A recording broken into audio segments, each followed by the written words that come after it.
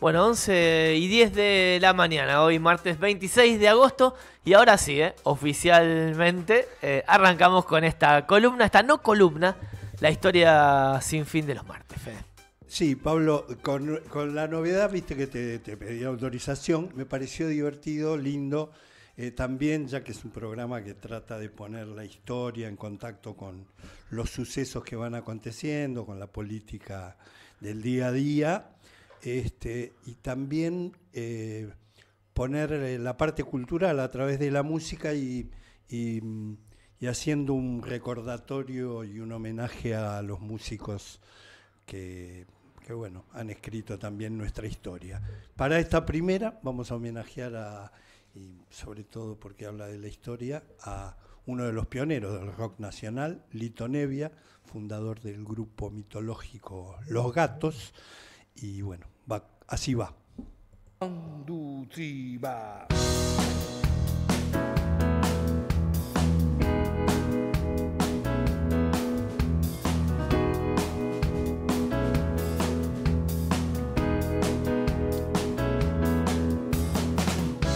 Cuando nos recordamos lo que nos pasa, nos puede suceder la misma cosa.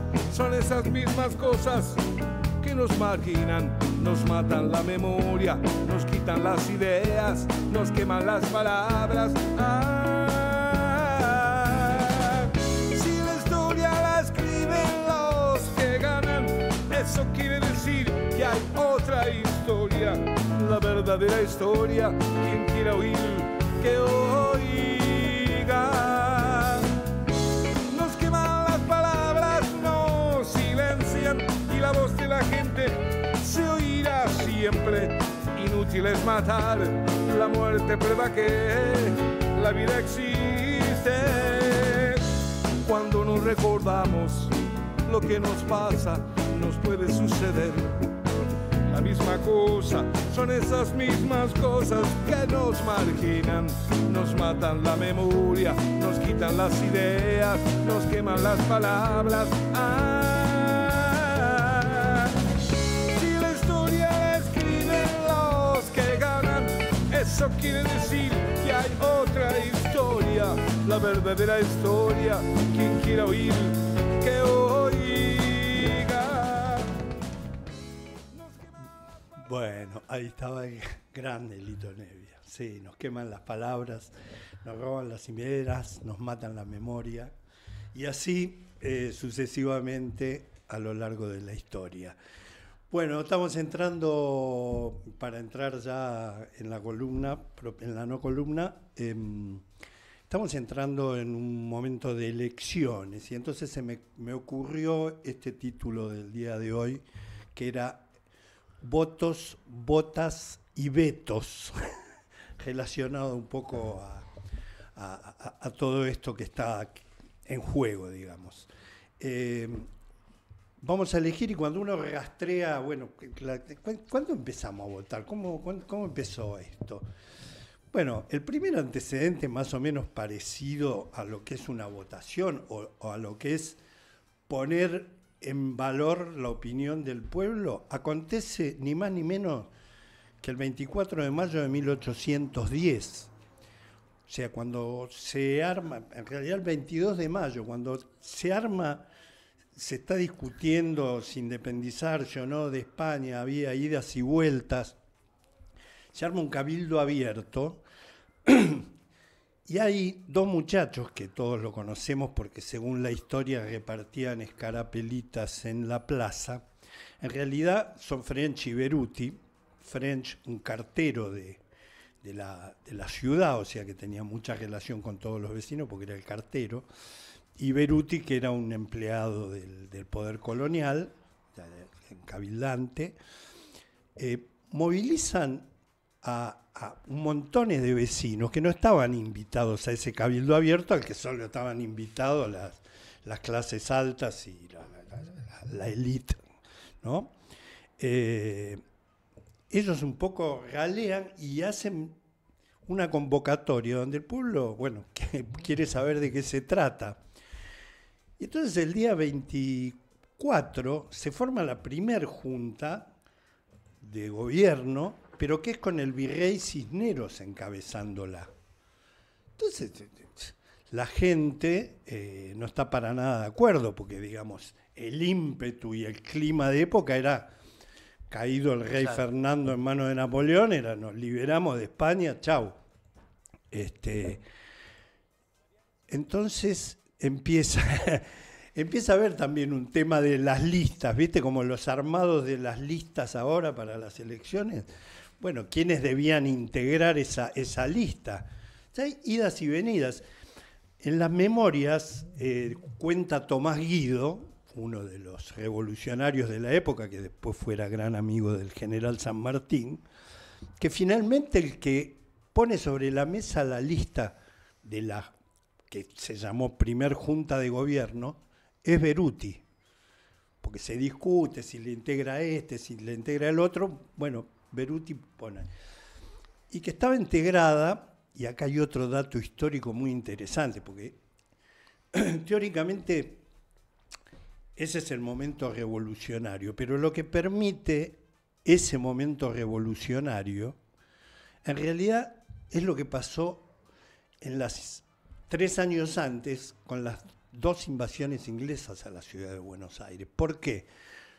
Porque para resistir, o sea, no había un cuerpo militar muy organizado, con lo cual cuando acontecen las invasiones inglesas, lo que se termina formando para esa resistencia no es solo a la vecina tirando el aceite a las tropas inglesas, sino que se configuran milicias populares para defender la ciudad.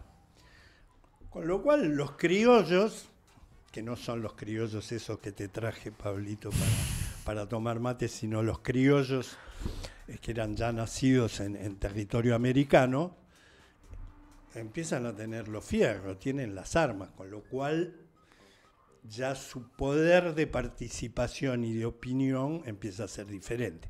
No en vano, el que integra la presidencia de esta junta, de esta primer junta de mayo, es Cornelio Saavedra, que era un comerciante en realidad de la ciudad, pero que en las invasiones inglesas termina como jefe del regimiento patricio, que se forma, entre otros regimientos, ¿no? Están los Ambos, están los Blandengue, bueno. Así que como vemos, los cambios, y esto sería fundacional, siempre son a través de la política y a través de la participación y la movilización popular. No es que no hay participación, vienen en 3 extraterrestres. Siempre hay disputas, hay tensiones de poder, hay discusiones, hay armado de listas, hay manifestación en las calles, y así fuimos avanzando y construyendo nuestra historia. Después, bueno, ya hablé en la columna pasada, ¿no? Se empiezan a suceder gobiernos, la manera de elegirlos era muy acotada, muy entre los sectores dirigenciales. La gente del interior pide participación, con lo cual a fin de ese año se arma la Junta Grande. Después la Junta Grande termina siendo poco operativa para tomar resoluciones. Esto desemboca en los triunviratos. Bueno, acá tenemos mucha bota, mucha bota en el escenario, porque empieza a insinuarse lo que después termina siendo las guerras civiles, que van a durar desde 1820 entre unitarios y federales hasta 1860, 1870, ¿no? Digo lo de las botas porque además, mira qué curioso esto, cuando en 1820 los caudillos federales, pues empieza a haber caudillos por provincia, que no se sienten representados por el poder elitista de Buenos Aires, ya empieza el quilombo con Buenos Aires y el interior, arranca ahí. Hay una batalla donde el caudillo de Santa Fe, Estanislao López, y Ramírez de Entre Ríos derrotan a las fuerzas de Buenos Aires, se desintegra el directorio, con lo cual viste, hay como una cefalía de gobierno, todo ahí empieza el tole-tole. Imagínense que además San Martín estaba desobedeciendo y cruzando los Andes. Pues, a San Martín lo convocan para ir a defender Buenos Aires contra los caudillos del interior. Ahí lo llama Rivadavia. Y San Martín dice, ni en pedo, desobedece las órdenes de Rivadavia, de Pueyrredón, arma el ejército de los Andes, cruza los Andes y se va a liberar Chile y Perú. Con lo cual, bueno, a partir de 1820 mucha bota. Y viste cuando decimos, viste, no, porque los gobernadores que son medio patrón de estancia, ¿no? Y caudillos, ¿no? En cada provincia hubo a lo largo de la historia. Es loco porque en esa cefalía y en esa desorganización nacional, la estancia empieza a ser como un lugar de organización estatal, porque bueno, eran los lugares donde el gauchaje tenía trabajo, eran estos patrones de estancia, que tenían ganado, que tenían tierras, los que un poco, bueno, armaban sus pequeños ejércitos para guerrear contra quien desafiara sus feudos.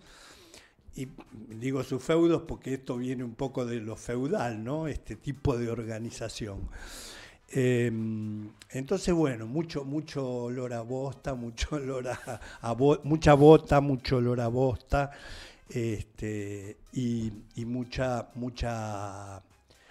guerra interna, ¿no? En todo ese periodo, que va a desembocar en la batalla de Caseros en 1853, el derrocamiento de Rosas, que era federal, supuestamente, derrotado por otro federal que era Urquiza, pero que era el representante de la Confederación Argentina y digamos, un poco de todo el interior. Y es el primer presidente constitucional. En la última columna hablábamos de que, bueno, esto de que uno puede salir de la casa de gobierno, que me saquen con los pies para adelante, que me sacan con chaleco de fuerza. Recordé, hice un repaso por la historia, te pueden envenenar en alta mar como Moreno, te puedes ir en helicóptero como de la Rúa, y innumerable cantidad de posibilidades. Urquiza, que fue el primer presidente constitucional, recordemos que van 4 sicarios a la casa en Entre Ríos, en el Palacio San José, le pegan 4 balazos y así marchó el general Urquiza al reino de los cielos. Bueno, después aparece, por ejemplo, Sarmiento y empieza el voto cantado, ¿no? En lo que es la República Conservadora, desde ahí, de Urquiza para acá, hasta 1912, que vamos a tener la ley Sáenz Peña, donde el voto va a ser obligatorio y secreto, ¿no? Pero hasta ese momento el voto era cantado, o sea, había que ir a los lugares de votación, como vamos ahora a la escuela, y había que gritar a viva voz a qué candidato uno votaba. Pero resulta que a votar te llevaba el patrón de la estancia. Entonces, vos medio que si querías conservar el puesto de trabajo primero y la vida y la cabeza después, tenía que votar por el que el patrón te decía, con lo cual iban y el voto cantado, bueno, a esto se le llamaba el fraude patriótico, también, que después reapareció, ya vamos a ver en la década del 30 al 40, en la década infame, ¿no? El fraude patriótico lo llamaban las élites, porque las élites, cuando ven amenazados un poco sus privilegios o sus rentabilidades, rápidamente dan un golpe militar. Al diablo el republicanismo, la democracia, o sea, lo hicieron así desde ese momento hasta nuestros días. Ya lo vamos a repasar. Bueno, así que teníamos el voto cantado. Para que te des una idea, Sarmiento vota el 1% de la población. Una población que eran 1.700.000, votan 160.000 personas. O sea, el 1% eligió a Sarmiento presidente y así los demás. Porque además no votaban ni las mujeres, ni los extranjeros, ni los iletrados, ni los negros. Con lo cual, bueno, era una democracia un poco parcial. Recién en 1912, con la ley Sáenz Peña, que no fue gratuita, digo esto para los jóvenes, que muchos de nosotros, yo inclusive, pero vi algunas otras cosas, pero digo, siempre votaron. para poder votar y elegir nuestros representantes, que no es poca cosa, bueno, hubo mucha lucha, mucha pelea, mucho muerto. No es que siempre se votó, no. En la historia argentina siempre no se votó y siempre no se pudo elegir a los representantes, con lo cual la posibilidad de elegir a los representantes que van a legislar, que van a pensar leyes, que van a votar, no es menor. Después vemos quiénes están sentaditos ahí, ¿no? En la banca del Congreso. Pero bueno, esa es la segunda parte de la columna. Con el voto universal y obligatorio, bueno, se garantiza el voto de todos los mayores varones de 18 años. Se sigue excluyendo a los extranjeros. ¿Por qué? Porque la inmigración promovida por Sarmiento y por ese país conservador, no vinieron todos rubiecitos de ojos celestes, sino que vinieron muchos italianos, españoles, anarquistas, socialistas, etcétera, con lo cual se empezaban a organizar, empezaba a haber sindicatos. Ya hablamos en otra columna de cuál era el clima del primer centenario, que no era color de rosas. Por lo menos para la gran mayoría, era color de rosa para la élite ganadera y agroexportadora, pero no para el conjunto de los habitantes. Bueno, así fuimos llegando. Cuando no les gustó, dieron el voto, ¿qué pasó? Bueno, ganó Irigoyen, ganaron los sectores populares. Hay ininterrumpidamente, desde el año 16 hasta el año 30, gobiernos radicales, que era un partido que se había formado no en el comité tomando el té. El líder radical, que era Leandro N. Alem, hizo una revolución donde murieron montones de personas, fines de 1895 para ser más preciso, y forma el Partido Radical, que tiene un lema bárbaro que es que se rompa pero que no se doble, ¿no? Y ahora vamos a ver cómo terminaron. Pero bueno, cuando él vio que se doblaban mucho en vez de romperse y abandonaban sus convicciones, se suicidó el querido Leandro N. Alem, y que tenía una frase que ya la conté en la otra columna, ¿no? Y que él decía, bueno, algunos radicales se van a ir con el sátrapa de mi sobrino, que era Irigoyen, o sea, ya se peleaban entre ellos. Otros los conservadores se van a ir con los conservadores, los más puristas, no sé qué, y nosotros, los auténticos radicales, nos vamos a ir a la mismísima mierda. Un poco lo que, para darle contexto a lo que está pasando hoy con el radicalismo a nivel nacional y a nivel provincial, ni te cuento. Bueno, después de los 16 no le gustó a la élite, golpe de 1930, vuelve el fraude patriótico, o sea, había que ir a votar, pero llenaban las urnas con votos, era todo trucho, ganaban los conservadores, hasta la revolución del 43, Perón, Ramírez, el GOU, y se dan elecciones y irrumpe en escena el peronismo, que va a ganar 2 periodos con amplia mayoría, 60%, 60 y pico por ciento de votos. Que después, como tampoco les gustó no les gustó el radicalismo, tampoco les gustó el peronismo, bombardeó a la plaza. Por eso digo, muchas botas, pocos votos, pero votos al fin. Y ahora, de último tiempo, muchos vetos, que también se puso de moda la de los vetos. Bueno, así llegamos, entre botas y votos, al año 83, después de 2 dictaduras más, ¿no es cierto? Porque nuevamente, después del bombardeo del 55, cuando dan elecciones, vuelve a ser fraude. ¿Por qué? Porque proscriben 18 años la participación del peronismo, que era la fuerza mayoritaria, con lo cual fraude, ganaba Frondizi, ganaba Guido. Igual no les gusta porque había algunos acuerdos por abajo con el peronismo, con lo cual no les gusta y viene Onganía, que da el golpe del 66, Revolución Argentina, dice. Siempre hablan de la libertad, del progreso. Onganía es célebre por haber cagado a palos a los profesores universitarios en lo que se llamó la noche de los bastones largos. Entraban a la universidad cagando a palazos a estudiantes y docentes. Tristemente célebre. Y después vendrá ya el regreso de Perón, porque no tuvieron, todo ese periodo del 55 al 73, conocido como la resistencia peronista, obviamente va a tener el surgimiento de organizaciones armadas, las mujeres con Perón, miles de artilugios como para mantener la resistencia y exigir el regreso del líder, cosa que sucede en 1973, cosa que tuve oportunidad ya de vivir porque ya era adolescente, así que la recuerdo muy bien. Muy convulsionados realmente esos años.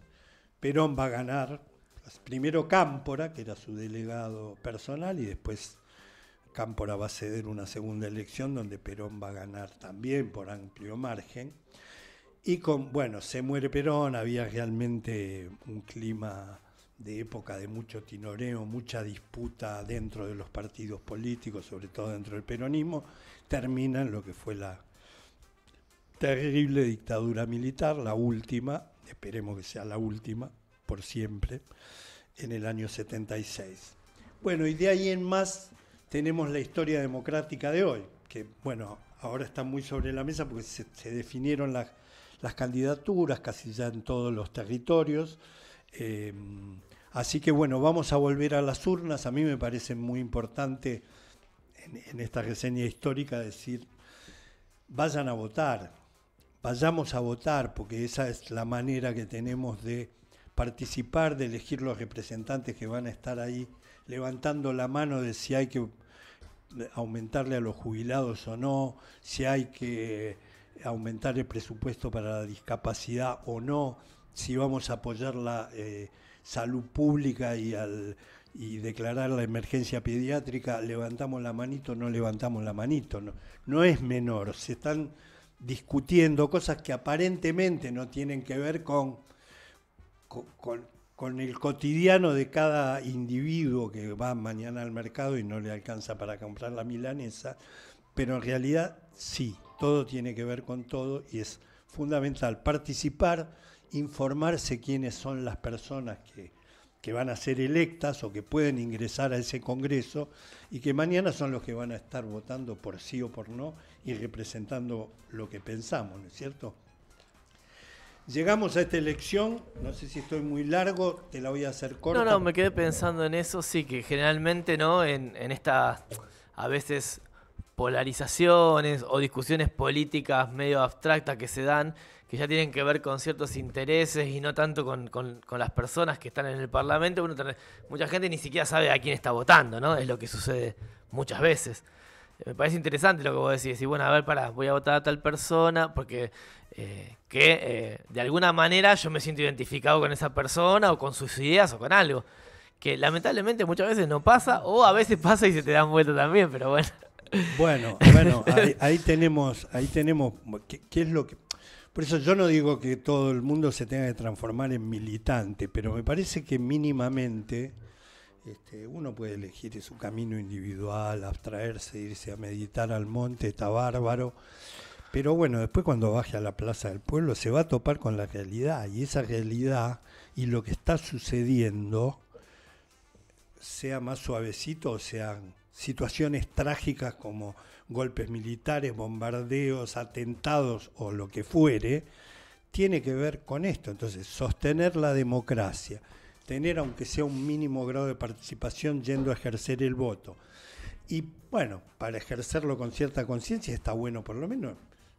Es muy fácil ahora con el teléfono entrar, pone, ahora te voy a leer los candidatos que hay acá, por ejemplo. Si querés, arrancamos, ¿viste? Sí, está bueno ir a eso, perdón Fede, ¿no? Ir a eso concreto, porque si no, No sé, a mí siempre me da a veces la idea de que es como una ilusión de la participación, ¿no? Como que participar, como que cómo te metes en lo que vos querés vivir y cómo querés transformar, ¿no? Es a lo que yo siempre digo, ¿no? Claro, lo como ve que- como muy lejano o como que eso no tuviera incidencia, pero yo te aseguro que la tiene. Y por algo también hay que ver esto, ¿no? Se propugna o no el abstencionismo, no sé, bueno, todas cosas Claro, como... es que en realidad está aquellas élites que tenían el voto cantado para que iban a votar los iluminados, los profesionales de la política. Claro, le convenía porque iban los hijos de ellos, los 4 comerciantes amigos de ellos, los 3 empresarios, y elegían y hacían y decidían lo que se les dé la gana. Justamente por eso menciono lo de French y Beruti. Porque en ese momento lo que hacen los tipos es que en la foto salgan todos, los negros, los esclavos, los indígenas, los pueblos, ¿viste? O sea, y en ese petitorio que firman 600 tipos diciendo queremos saber de qué se trata y que terminan tallando en lo que primero era una junta presidida por un virrey y después fuerzan que esa junta la encabece el jefe de las milicias populares, que era Cornelio Saavedra, y que con sus disputas, porque no todo estaba alineado, pero tiene a su lado a Mariano Moreno, a Juan José Castelli, a Manuel Belgrano, tipo que después hicieron la historia en nuestra...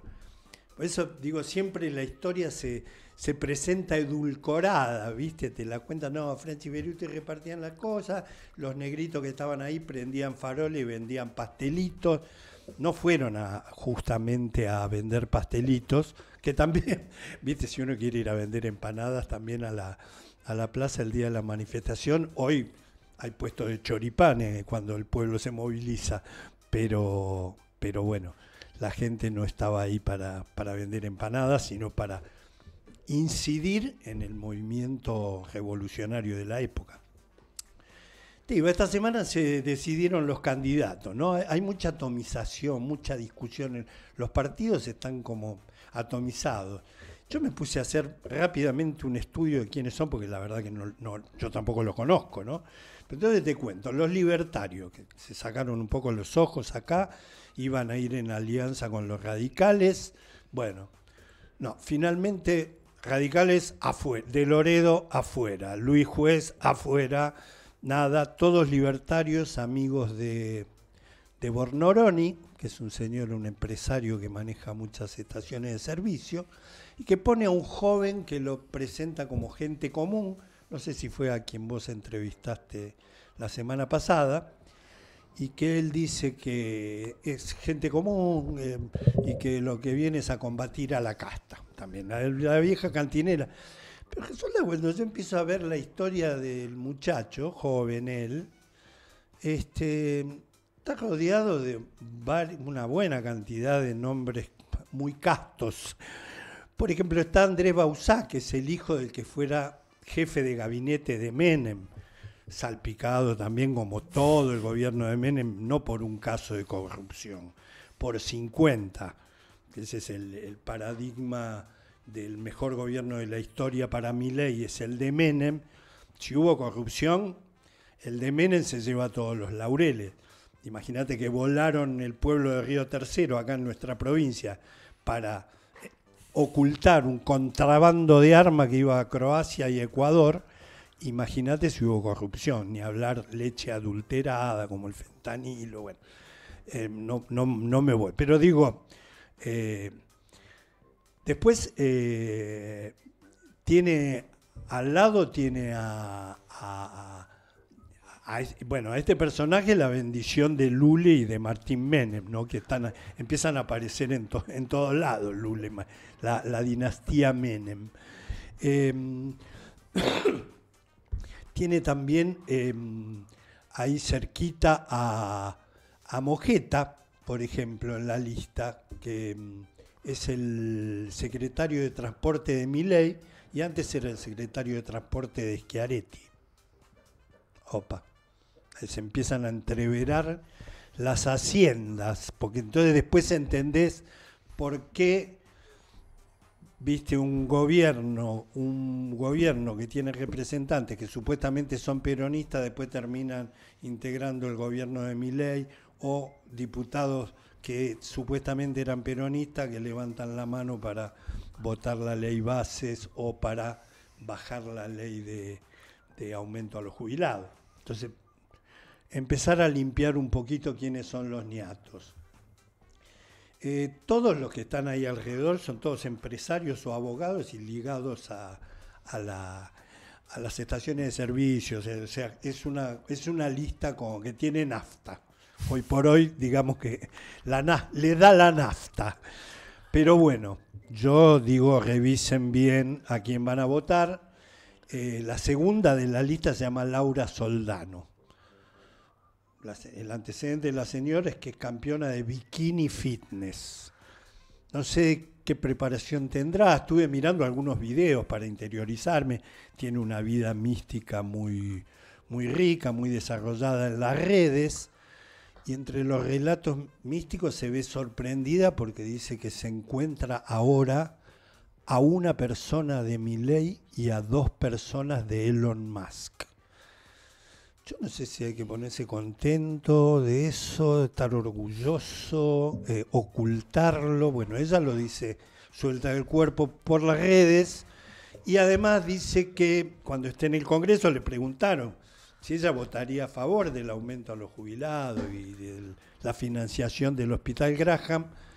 Dijo que bueno, no, va a hacer lo que le diga el partido, de acuerdo al plan. Entonces el periodista le pregunta si en el plan no entran los jubilados y los discapacitados, y ella dice que sí, entran, pero más adelante. O sea que bueno, en el medio tendremos una buena cantidad de jubilados que se morirán de hambre antes de que entremos en el plan del gobierno de Javier Milei. Bueno, dependerá de ese voto de que esta señora esté sentada ahí en el Congreso y levante o no, según le digan, la manito para aprobar las leyes. Porque además tengamos presente esto, los legisladores son en realidad el verdadero poder del pueblo.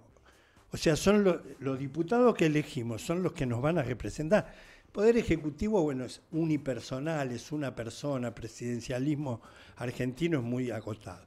Los jueces se eligen entre ellos, eso sí que son una casta, que no garpan, hacen lo que quieren, sacan los fallos 20 años después, bueno, es un mundo aparte. Pero los legisladores, que son los que votamos en cada lugar, bueno, nos gusten o no nos gusten, ganen mucho, ganen poco, todo eso se puede modificar, ver. Se pueden proponer leyes para que eso cambie, pero esos son los verdaderos representantes que cada provincia elige, cada pueblo elige en sus consejos deliberantes, en sus cámaras, en cada provincia. Entonces es muy importante saber, y sobre todo, quiénes van a ir a este Congreso Nacional, que es el que un poco sintetiza la voz de todos los argentinos, ¿no? Bueno, los radicales en problemas. De Loredo afuera, Luis Juez afuera, como te decía, Alem se fueron, unos se van con Jay Llora, podría ser ahora, unos se van a ir con Jay Llora, otros se van a ir con Mestre, que son lo que quedó del auténtico partido radical, algunos se quedarán con el PRO lloriqueando en la banquina, y los verdaderos radicales, acá no sé si hay alguno como a nivel nacional que quiera engrosar, digamos, un proyecto nacional y popular. A nivel nacional es Leopoldo Moró, que se fue al radicalismo y está en el bloque de Unión por la Patria, Leandro Santoro, que también. O sea, hay algunos radicales que se han unido con sectores del peronismo y del kirchnerismo para una alternativa diferente, ¿no es cierto? Convengamos que es importante, porque si lo que están haciendo es destruir la industria, las pymes, la educación, la salud pública, desfinanciando la ciencia, desarmando los organismos de control como el INTA, la ANMAT, el INTI, y ahora tenemos fiebre aftosa, fentanilo contaminado, nadie controla nada, como quiere Sturzenegger y Caputo, dejando miles de personas en la calle.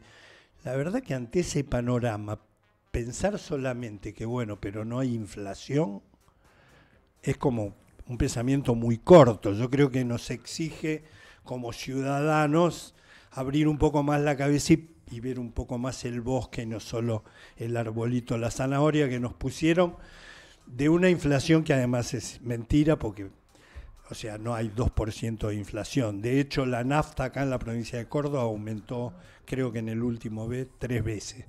Con lo cual, si aumenta la nafta, no puede estar la inflación parada, porque se encarecen los fletes, se encarecen los traslados, etcétera, etcétera, etcétera. Bueno, y vamos a ir cerrando. Los radicales, tengan siempre en cuenta con los radicales que siempre puede salir un Cleto Cobo de abajo de la alfombra con su voto, su célebre voto, que no era negativo, era no positivo en aquellos años. Bueno, y después el peronismo, que tiene de todo, el peronismo cordobés, transformado en cordobesismo, que bueno, tiene a su viejo líder Schiaretti al mando. Bueno, era contador de Macri en sus orígenes, es peronista, pero no está alineado con el Partido Justicialista Nacional. Es Hacemos por Córdoba, ahora Hacemos Unidos, aliado con un poco de radicales, con algunos otros partidos que participan. Va secundado por Carolina Basualdo, por Miguel Siciliano, por Laura Jure, todos peronistas en este caso, o por lo menos del Partido Justicialista y del cordobesismo.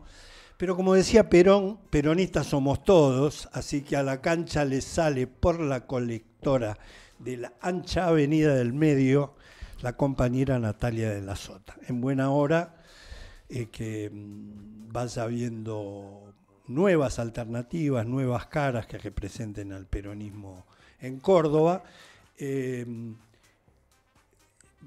honor a la verdad hay que decir que ella subió como diputada por Hacemos por Córdoba al Congreso Nacional y hasta el día de hoy integra un bloque que se llama Encuentro Federal, que integran Pichetto, Massot, Monzó, Randazzo y Margarita Stolbizer. Cuanto menos a mi gusto, a mi paladar, realmente un bloque impresentable del que ya tendría que haberse apartado.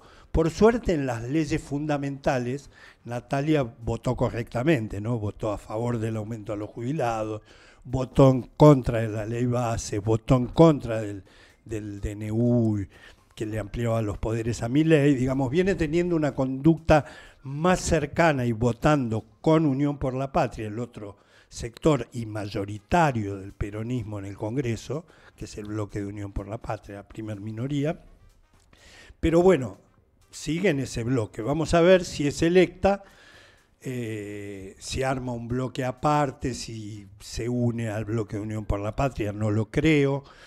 Acá en la provincia todo lo que tenga que ver con el kirchnerismo, nadie quiere ser kirchnerista ni hacer no tengo amigos kirchneristas, ¿viste? Parece una mancha venenosa. Bueno, sepan que este humilde servidor se reclama kirchnerista y entonces les voy a contar. Natalia de la Sota lleva en segundo lugar al ex rector de la Universidad de Río Cuarto, a otra docente en tercer lugar. En el cuarto, fíjense, estudienlo, porque lleva a un señor que se llama Gustavo Rossi, que es un dirigente de Altagracia. Tiene como un récord, es como un discípulo de Patricia Bullrich, porque en los últimos 3 años fue macrista, larretista, bullrichista, radical, juecista y ahora es de la sotista. O sea, es como Patricia, puede ser montonera, de menemista, de la Alianza, fundar un partido, ser del PRO y ahora ser de la Alianza Libertaria Color Violeta. Querido compatriota, cada casa es un mundo, usted va viendo. Para cerrar, yo les voy a decir que tenemos la posibilidad de votar a Fuerza Patria, que a nivel provincial está representado por el que hoy es diputado Pablo Carro, y por Coti San Pedro en el segundo lugar, 2 personas con posibilidades de ingresar a la legislatura nacional. Pablo Carro, voy a señalar, mucha gente pone cara, no está conforme con él, pero yo solo quiero poner en valor que el diputado Pablo Carro, en estos 2 periodos, porque estuvo del 2017 al 2021 y 2021 al 2025, los 8 años en la legislatura, votó conforme a lo que decidió el bloque, a sus convicciones y a lo que los votantes y lo que lo pusimos en el Congreso queríamos que vote. Con lo cual, yo en lo personal voy a votar al compañero Pablo Carro y a Coti San Pedro. Pablo Carro es docente universitario, tiene trayectoria también sindical, fue representante de la CTA Córdoba, y Coti San Pedro es una joven docente de escuela y de la Universidad de Córdoba. Yo creo que es la dosis de renovación y la juventud necesaria para tener en el Congreso algunos jóvenes que no sean solo como Lilia Lemón, ¿no? Por ejemplo. O tener diputados. Me acordaba cuando pensaba esto, ¿se acuerdan cuando la discusión del aborto, que había una diputada correntina que decía que no, que votaba en contra y que si alguien se quedaba embarazada había que bueno, tener el bebé y regalarlo, digamos, como los perritos, decía. Una cosa, bueno, compatriotas, oyentes, vecinos de Tras la Sierra, yo los invito a reflexionar, a mirar un poco a quién vamos a votar, que vayamos a votar, es muy importante. Después siempre igual aparece esto del veto, porque bueno, viene el presidente y veta lo que todos los representantes del pueblo eligen. Tenemos un podio de eso, el veto por año encabeza la lista Duhalde, que en muy poquito tiempo en el gobierno tiene un promedio de 26,4 vetos, lo sigue De la Rúa, un vetador serial, Carlos Menem, lo que pasa es que estuvo 10 años, se diluye un poco, pero un vetador a troche y moche, Alfonsín, Néstor Kirchner, Alberto Fernández, Javier Milei, y los 2 últimos puestos son Cristina Fernández, que tiene un promedio de 2,6 vetos por año en los 8 años, y Mauricio Macri, que también curiosamente vetó poco. Así que bueno, a pensar y bueno, fuerza patria, en mi caso. Bueno, Fede, gracias. Nos vemos la semana que viene. Y nos vamos a ver la semana que viene. Sí, se larga la campaña con todo.